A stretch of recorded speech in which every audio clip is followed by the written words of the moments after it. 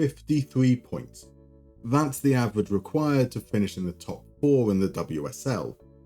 It requires players like Barbara Banda, Lauren James, Bunny Shaw and Ella Toone. I'll be doing it with Jasmine McQuaid and Ella Kinsit. It seems an impossible task, but I have a secret weapon: maths. Using my dirty reactive cheats formula, I've created a way to measure the dark arts. Dirty for the ability to break up play without getting bookings, reactive for defending deep and only breaking shape to snuff out danger, cheats for winning free kicks with a little help of theatrics.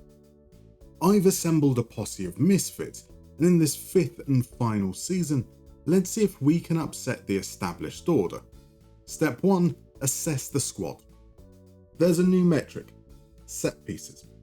By using key passes and open play key passes, I can infer the number of set piece key passes. By using cross attempts and open play cross attempts, I can infer the number of set piece deliveries. Those two metrics can be used to roughly work out what proportion of set piece deliveries result in a shot, and as always, ranked as a percentile. This isn't some foundational part of the dirty reactive cheats formula, which remains unchanged because it does what it needs to do. Simply, it's just something to be mindful of. I want to make sure we have good set piece takers. So here's the squad. The centre backs are all reactive, good in the air, but not dirty enough. That's a tactical issue, which I'll get to a little later. Lucy Watson, however, we've sold to West Ham for 35k. Georgia Fox and Signe Markvardsson were sensational. Not quite as reactive as I'd like, but still amongst the very best fullbacks. Laura Lund didn't play enough minutes and she can't get a new work permit, so she's left on a free. Grace Forster doesn't need a work permit, but she has also been released.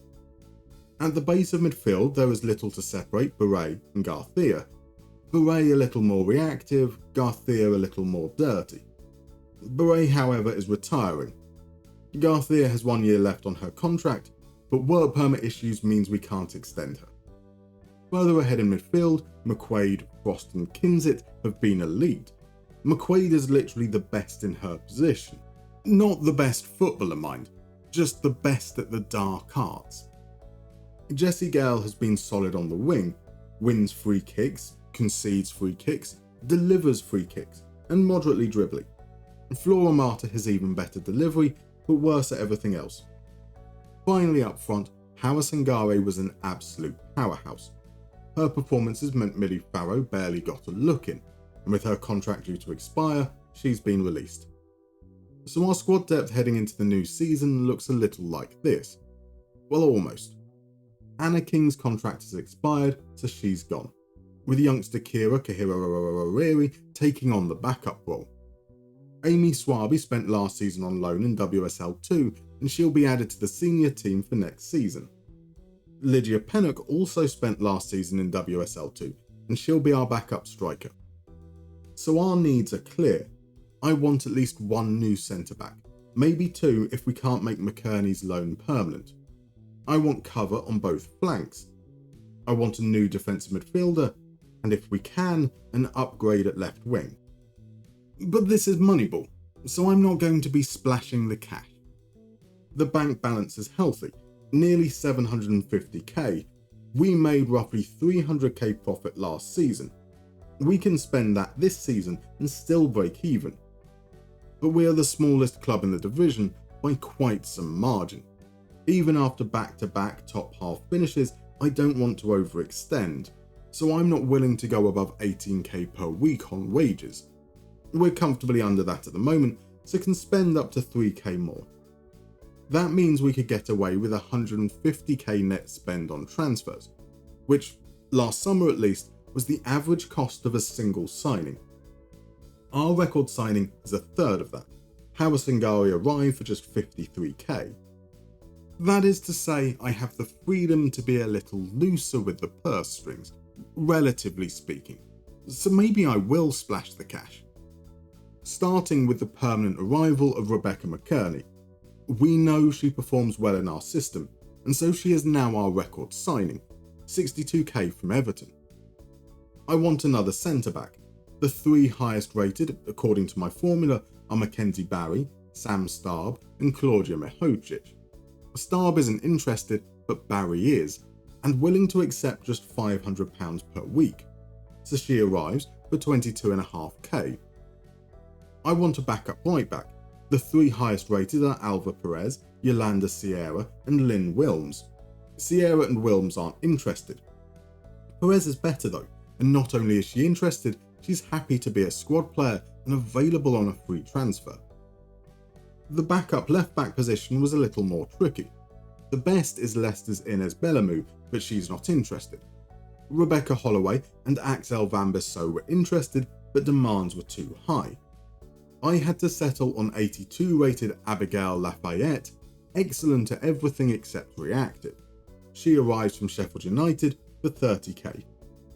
In defensive midfield, Bernadette Amani and Malia Steinmetz were not interested, leaving Exeter's Anna Philby as the obvious choice. Yet I opted instead for Fatma Nur Zeytunlu. There was little to separate the two, but this was Zeytunlu's debut season. We can develop her in rotation during Arthea's final season to be the long-term solution at the position. Our new record signing at 68k. Left wing was a straightforward decision. The best player is Villarreal's Sophie Rarucha, and like Perez, she's happy to be a squad player and available on a free transfer. That meant Flora Marta was surplus to requirements, sold to Ipswich for 20k. That's 6 players in for 180 grand. Watson and Marta's sales were bolstered with the offloading of youngsters, 125k raised in total, an overall net spend of £55,000. Our wages have actually dropped, now under 14k per week. This is getting silly. Even when I try to actively spend money, I end up saving it. Anyway, let's talk tactics. First, a quick reminder, it's a 3-5-2. It might not look like one, but I assure you it is. In possession, we're direct and counter-attacking. Out of possession, we defend deep and apply little pressure. The central defensive quartet change roles depending on the opposition formation. Those with a direct marker mark tighter. Those without cover. So here is what it looks like against a 4-3-3, and here is what it looks like against the 3-4-1-2. For this season there are 2 changes. The non-cover defenders are asked to tackle harder. Let's get their dirty numbers up. The left winger is now asked to dribble more. Everything else remains untouched. Well, almost. If I'm being mindful of set-piece takers, then I should probably give some attention to our corner routines. Actually, I should give attention to Arsenal's corner routines, because they scored 17 goals last season. 17 quite varied goals, like this short corner routine against Spurs. Or against Man United, where the deep runner Alessia Russo glanced in. Or against Bristol, where the initial delivery was cleared, but there was so much space out wide they scored from the second phase. So I've tried to recreate those 3 routines specifically. Personally, this is something I find tricky. I avoid managing set pieces because I don't want to stumble upon an exploit. I feel that would cheapen the save. So by copying what others are doing in-game, hopefully this will be avoided. Whilst the box setup is different in each, the lurkers remain constant, one in the central zone and one in the far zone. I wonder if keeping this space here clear helps make second phases more dangerous. I suppose we'll find out shortly, because all that's left to do is play the game. 53 points is the aim, and 3 of them would come on the opening day thanks to a Sangare hat-trick. It would be a McQuaid brace that earned us a point away to Villa, before both of them got on the score sheet against London City.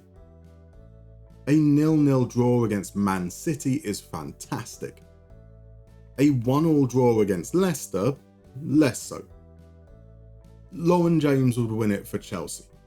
Sangare would earn us a draw against Arsenal. She'd also earn us a win against Everton, against Bristol City, against Crystal Palace. She scored in her 5th consecutive game in a draw against Manchester United. Swaby would get the winner against Southampton, Rarucha the equaliser against Liverpool. Sangare gave us the lead against Villa, but we couldn't hold on. February would see us complete the double over Spurs and London City. We'd atone for the dropped points against Leicester, and then we'd lose to Chelsea again. Sarah Garcia would pop up with a shock equaliser against reigning champions Arsenal. Everton would provide little resistance. Neither would Crystal Palace, and whilst Bristol City were more dogged, the result was the same. We need 9 points from the last 4 games. Man City had no intention of helping us. As good as the season has been, we haven't beat a single one of the top 4 teams, until Sangare sank Man United. Alva Perez was the unexpected hero against Southampton. The finale was at home to Liverpool. Jesse Gale gave us a 7th minute lead. Sarah Garcia gave us an 11th minute disadvantage. But we held on. 53 points exactly. Man City pipped us by a point. But look at that defence. Just 17 goals conceded all season. Look, I'll be honest. I thought this was impossible. This approach, these players breaking into the top 4. And well, I was right. But we came so close. And that feels kinda good. There was no cup success either. Chelsea knocked us out the League Cup, Man City out the FA Cup. But it didn't end completely without merit. Hawa Singare finished as top scorer, which is not what I expected from a defensive system. Once again, we had barely any possession. And once again, we were phenomenal at restricting our opponents to low quality chances, an average of 0.073 per shot. We also didn't become set-piece merchants, just 3 corner goals, a 50% increase over last season, and apparently good enough to satisfy the board, but let's face it, not good enough. The players were sensational. 14 of them were above the 80th percentile for their position in dirty reactive cheat score. The other 4 were comfortably above average. This is a squad built with a purpose, and they're really bloody good at it. Of course, I have an inherent advantage. None of the AI managers are trying to optimize for this approach. Nonetheless, I'm delighted with the outcome. We set out to measure the dark arts, and I think we achieved it. Now, I should point out this isn't definitive.